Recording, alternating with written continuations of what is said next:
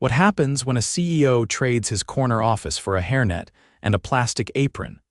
Xavier Ames had built his fresh salad chain from the ground up after buying it from a struggling owner 8 years ago. With 15 locations spread across 3 states, the business was finally profitable, but lately, something felt off. A few bad online reviews, employee turnover ticking higher, and a recent drop in customer retention. His team kept insisting the numbers looked normal, but Xavier didn't trust filtered data anymore. He wanted the truth. He chose the Riverton location, one of the oldest and supposedly best managed stores. It consistently hit its targets, and the district manager, Cole, always had nothing but praise for the staff. Too perfect, Xavier thought. He'd never visited that store in person.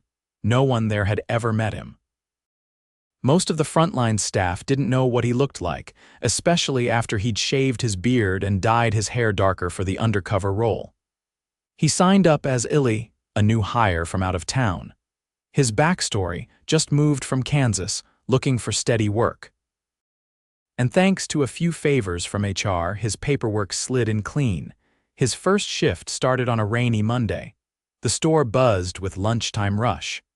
Customers lined up for build-your-own bowls, and employees hustled behind the counter, chopping, tossing, sealing orders. The manager, a wiry guy in his early 40s named Trevor, barely looked at him. "Keep up or step aside," Trevor muttered as he shoved a tray of containers across the table. Xavier kept his head down and worked beside a girl with tied-back curls and tired eyes. Her name tag reads Selena. She was fast, focused, and kept helping him every time he fumbled with the packaging machine. "First day?" she asked, not unkindly. "Yeah, you guys always this slammed," Selena gave a short laugh. "Every lunch shift." "We're down 2 people this week, but Trevor won't let anyone pick up overtime." Xavier nodded, tucking that away. "You been here long?" "Almost a year," she said, sealing another container. "It's not bad, just—" "Yeah, some days it's rough." Later that day, behind the prep station, he overheard a quiet conversation between Selena and another worker, a broad-shouldered guy named Terrence. "I asked him again, and he flat out said no. Said don't bring your family drama to work. It's my grandma, man." Selena put a hand on Terrence's shoulder. "I'm so sorry. He knows she raised me. She's the only family I got left. But he said if I miss Saturday, don't bother coming back Monday." Xavier stopped chopping. He turned slightly, pretending to reach for gloves on the shelf, but really watching Terrence's expression. The guy looked shattered, not angry, just quiet, like something had broken inside. "Maybe call HR," Selena suggested gently. "And say what?" "My manager won't let me go to my grandma's funeral. HR's just gonna send it back to Trevor." Xavier clenched his jaw. Trevor barked from the other side. "Let's move, quit chatting and finish the prep." Xavier turned back to his cutting board, heart pounding. He didn't jump in. Not yet. He needed to see more. But something was already clear: this store had problems, and Trevor was at the center of them. By the end of the shift, Xavier's feet ached. He'd filled over 60 salad orders, cleaned the station twice, and watched Trevor snap at 2 more employees. No encouragement. No thank you. Just pressure and micromanagement. Selena, meanwhile, stayed helpful the whole time. She helped a new guy fix a jammed printer and even offered to sweep the back hallway when no one else would. "You don't have to do that," Xavier said quietly. "I know," she replied. "But if I don't, Trevor'll just yell at someone else." Xavier nodded, his mind racing. That night, in a cheap hotel room nearby, he sat on the edge of the bed and took off his shoes with a groan. He opened his notebook and started writing. Trevor. Aggressive, dismissive, no empathy Terrence. Loyal, grieving, being punished Selena. Overworked, kind, backbone of the team. His pen paused above the paper. How many more were like this? He looked in the mirror. The man staring back didn't look like a CEO. He looked like a tired, middle-aged new hire. Perfect. Xavier returned to the Riverton store Tuesday morning, 30 minutes before opening. The front lights were still off, and the parking lot was mostly empty except for 2 other cars, one of them. A faded red Honda with a cracked taillight belonged to Selena. She sat inside, sipping from a thermos, staring through the windshield like she was bracing herself. When she saw Xavier approach, she gave a tired nod and stepped out. "Didn't think anyone else would show up this early," she said, pulling on her apron. "Figured I'd try to learn the prep routine," Xavier replied, unlocking the back door with the key Trevor had tossed to him the day before without explanation. "You always start this early," Selena shrugged. "If I don't, Trevor says I'm not committed. He doesn't do early mornings himself, though. Usually rolls in just before 10. Inside, the store was dark and quiet, an odd contrast to the chaos of the previous day. Xavier followed Selena to the back, where she started pulling produce bins from the walk-in cooler. She moved fast but with noticeable stiffness, wincing as she lifted a box of ramen. "You all right?" Xavier asked. "Just sore. Been working doubles since Friday." No one else to cover. Selena didn't answer right away. She set the box down, flexed her fingers, then said, "Jules was supposed to. She quit last week, said she couldn't take Trevor anymore." Xavier helped her unpack the box in silence. By 9:15, the rest of the morning shift had arrived. Terrence came in wearing the same uniform as yesterday but with a fresh pair of sneakers. He nodded at Xavier, then quietly began slicing cucumbers at the prep table. A new girl, maybe 18, hovered near the register, scanning the prep list with a worried look. "First week?" Xavier asked. "Second," she said, "but it's my first time opening. I don't know how to set up the register thing." Selena stepped in and walked her through it while Terrence refilled the drink station. The team was clearly filling in gaps wherever they could, covering roles they hadn't been trained for. Still, they moved with a kind of rhythm, one that only forms out of necessity, not design. At 9:59, Trevor walked in. He wasn't in uniform, just jeans and a branded hoodie. He carried a coffee and didn't greet anyone. "Register better be live," he said without looking up from his phone. "And someone needs to mop that front mat. It's soaked." Selena glanced at Xavier. He nodded and grabbed the mop. The doors opened at 10, and almost immediately, orders started pouring in. A nearby high school had an early release, and a dozen teenagers piled in, all demanding custom bowls with extra toppings. The new girl panicked when the printer jammed. Selena stepped in again, fixing the clog while still managing 2 walk-in orders. Xavier, now on the line solo, worked fast. Every few minutes, he glanced toward Trevor, who stood near the back cooler, scrolling through his phone. When the line backed up and the new girl's register froze, he didn't move. "Manager's just a title," Terrence muttered under his breath to Xavier while restocking utensils. "He doesn't actually manage anything." By early afternoon, Xavier's shirt stuck to his back. The A/C struggled to keep up with the heat from the kitchen, and a few customers had started complaining. "We're out of avocado," Selena said, peering into the depleted container. "Did anyone prep another batch?" Trevor finally looked up. "It's not my job to babysit inventory, make do." "There's no backup in the cooler," she said, checking. "You approved the order list, we were short to begin with." Trevor sighed loudly and walked off. Xavier followed him. "Why didn't we just order more yesterday?" Trevor turned, eyeing him. "Because corporate's been on me to cut costs. You want to pay for it yourself." "I just think if we're running out of staples by lunch, it's bad for business." Trevor stepped closer. "You got a lot of opinions for someone who's been here 2 days. Just trying to help by keeping quiet and doing your station." Xavier nodded slowly. "Right." He walked away, but the interaction clung to him like smoke. It wasn't just poor management, it was active sabotage of the team's ability to serve customers. Around 3, the rush thinned, and Trevor finally left for his lunch break. He didn't return for over an hour. During that gap, a woman in business attire walked in and asked for the general manager. Selena glanced toward the back, then stepped forward. "He's out right now. Can I help with something?" The woman hesitated. "I'm from corporate. I was sent to check on sanitation compliance after last month's audit." Selena blinked. "No one told us you were coming.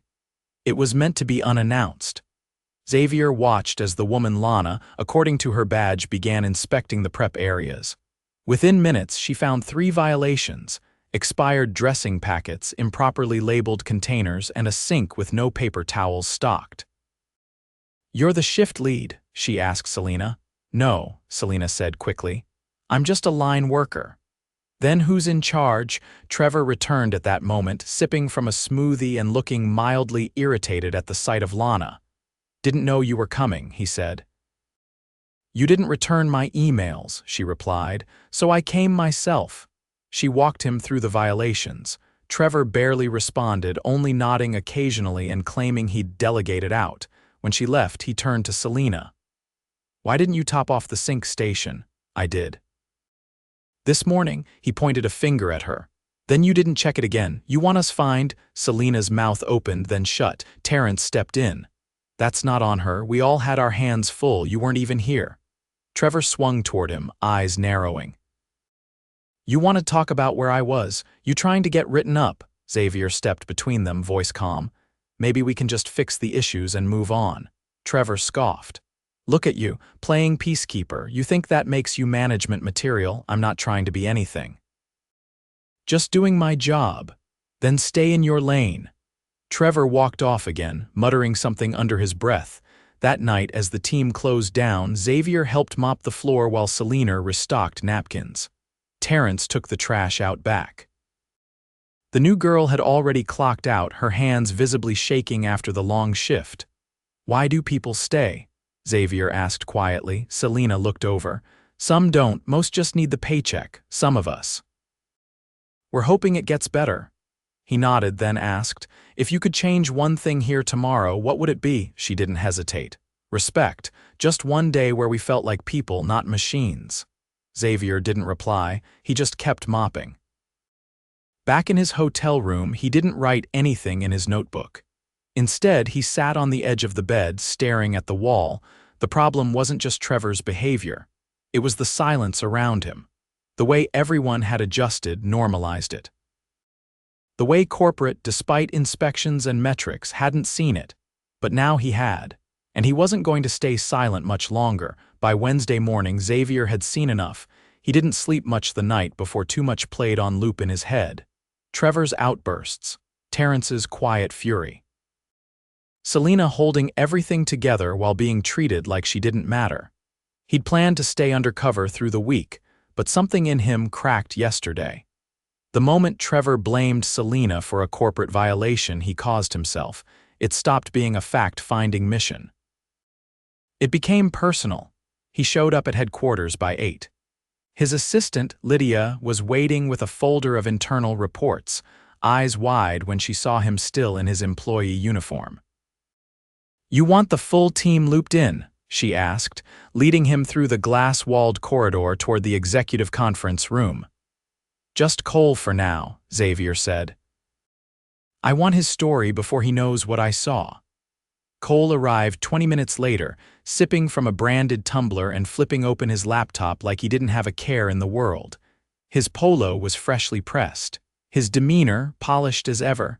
"You said it was urgent," he said, not looking up. "Anything wrong with the new Florida rollout plan?" Xavier leaned forward, calm but direct. "How often do you visit the Riverton store?" Cole didn't hesitate. "Once a month, sometimes more." "It's our most consistent performer in that district." "Who's responsible for staffing and scheduling approvals there?" "That'd be Trevor." "I give him flexibility. He's been with us 6 years, knows the system better than anyone." Xavier glanced at Lydia, who placed the folder in front of Cole. Inside were printed screenshots, complaints from workers about denied time-off requests, a resignation letter from Jules citing a hostile daily environment, and a flagged internal report from last quarter mentioning low morale, buried under other metrics. Cole scanned the pages, frowning. "I never saw these." "They were in your queue," Lydia said quietly, "marked low priority." Xavier interlocked his fingers. "I've spent the last 3 days working alongside Trevor's team," he said. "I watched him ignore a grieving employee's request to attend his grandmother's funeral. I saw him disappear mid-shift, delegate nothing, and blame others for his own failures. This store isn't thriving, it's surviving and barely. Cole looked up, stunned. You went undercover, Xavier nodded. It was the only way to see the truth. Cole opened his mouth, but Xavier wasn't done. Trevor doesn't belong in a leadership position. Effective immediately, I want his access revoked and someone from HR dispatched to the Riverton store before noon. He's not to finish another shift. There was a long silence. Understood, Cole said finally. Xavier stood. And Cole, this happened under your watch. Your oversight was superficial. I expect better. We'll talk about that later. By 10:15, HR was en route to Riverton. Xavier changed into a clean company polo, not his usual tailored one, but the same kind the shift leads wore. He didn't want to walk in like a corporate king. He wanted to look like someone who worked for a living because that's what the team deserved. He arrived just before the lunch rush. Inside, Selena was showing the new girl how to calibrate the scale for protein portions. Terrence stood at the back counter, arms crossed, clearly agitated. Trevor was at the register, greeting a customer with forced enthusiasm. Xavier stepped in and waited until the current order was completed. Then he moved behind the counter. Trevor turned, confused. What are you doing back here? Xavier kept his voice level. I'm going to need you to step aside, Trevor. Why? A woman in a slate gray blazer entered through the front HR. She walked directly to Xavier and nodded. Trevor looked between them. What's going on? You're being relieved of your duties, effective immediately, Xavier said. You'll be escorted off the premises. HR will follow up on next steps. Trevor's face flushed. Excuse me, you can't just— I can, Xavier said, and I am. Selena had stopped moving. Terrence dropped a lid he had been holding. The new girl looked frozen. Trevor laughed bitterly. You're a temp. You're nobody. Xavier reached into his back pocket and handed him a card. It had his name, his actual title. CEO. Trevor's expression collapsed. HR stepped in, guiding him away before another word was said. The moment the door closed behind them, Xavier turned to the team. I know this is a shock, he said, but I owe you the truth. I've been undercover the past few days trying to understand what's happening on the ground. And I saw enough to know change couldn't wait. Selena slowly removed her gloves. I thought something was off about you. Xavier smiled faintly. I'm not great at the register. Terrence leaned on the prep table. So what now? Now, Xavier said, we clean house. Literally and figuratively. He called for a short team huddle in the back. The new girl stayed up front with a shift lead from another store brought in temporarily to handle orders. In the prep area, Xavier faced the team. You've all been working under pressure no one should tolerate. That ends today. We're bringing in a new interim manager by tomorrow. In the meantime, I want to hear from you what's broken, what you need, and what we can do better. Selena crossed her arms. Can we actually say what we think, please? Xavier said. I didn't come here to defend the company.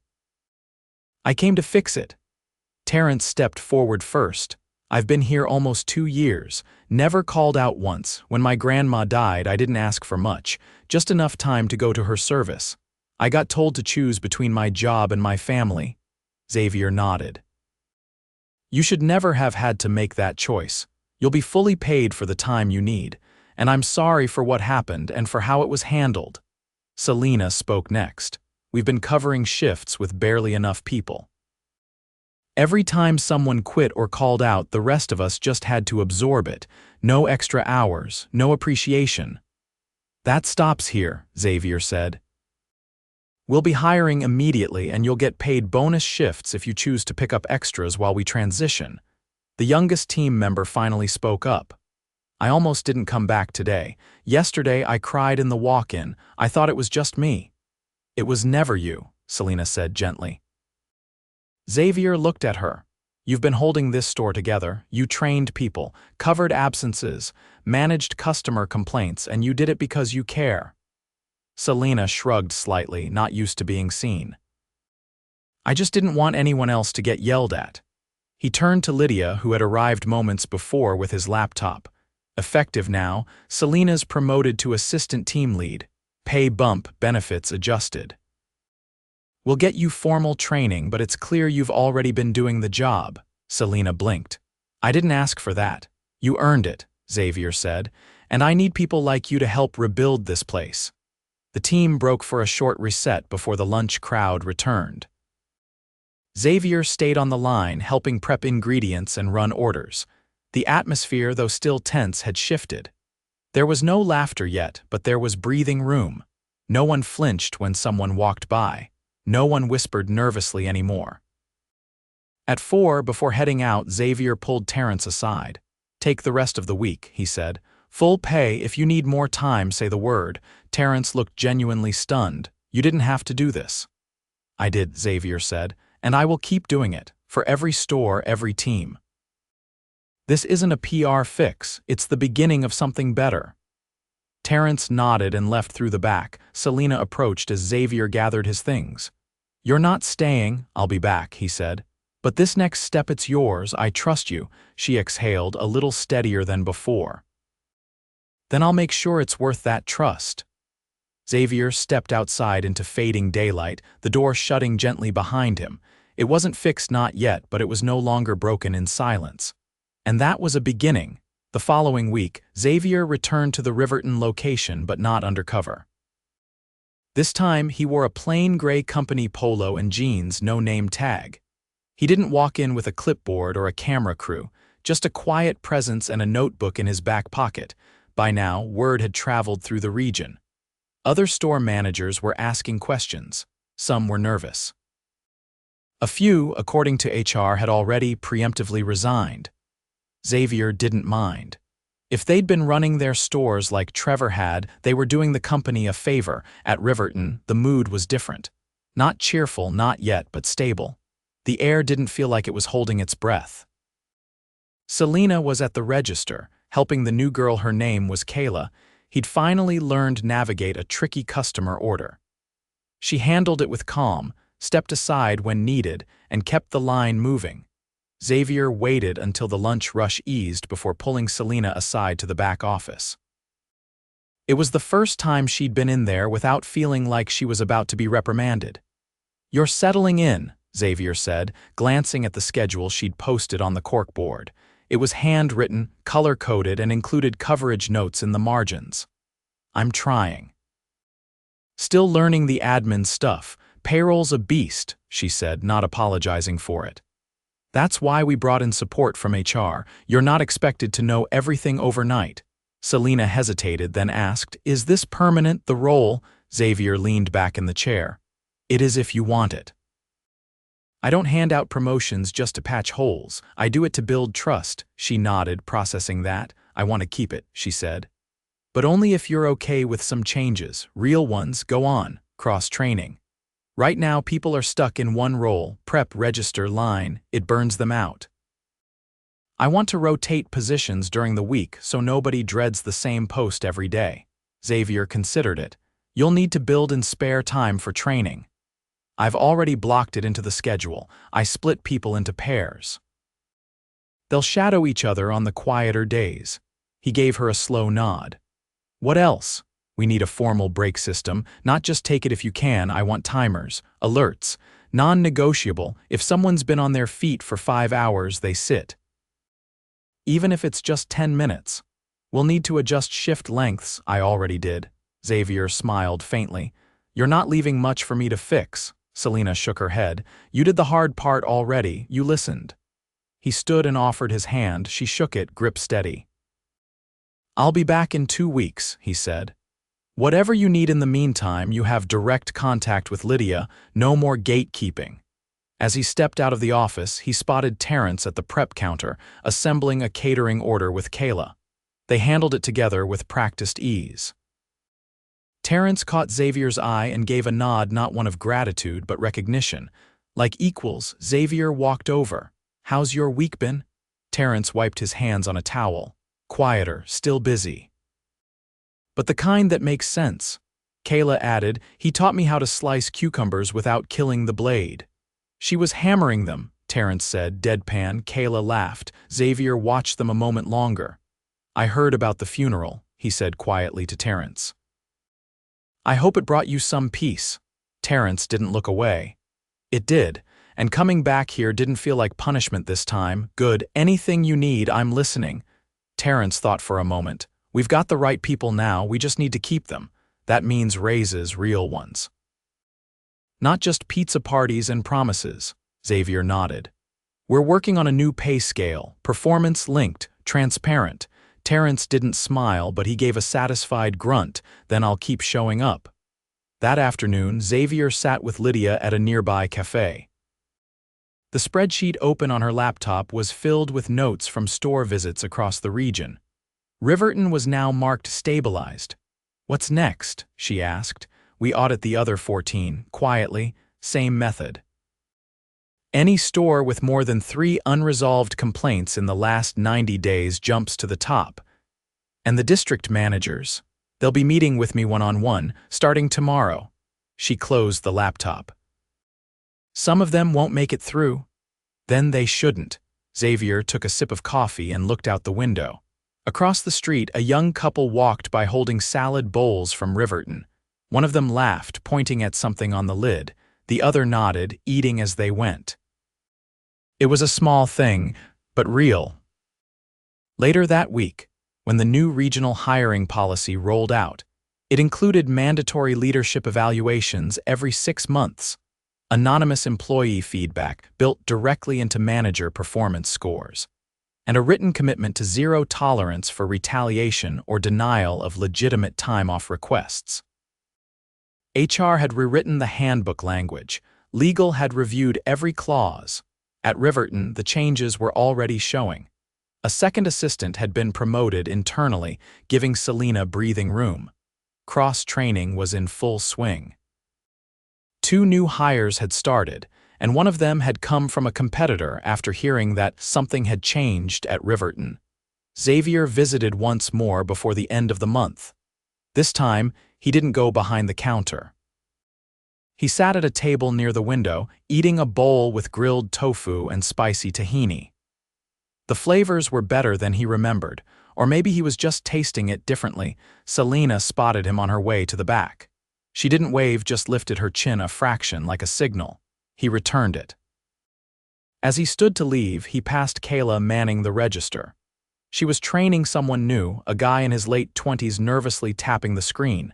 It freezes sometimes, she said. But don't panic, just breathe, then hit the clear button twice.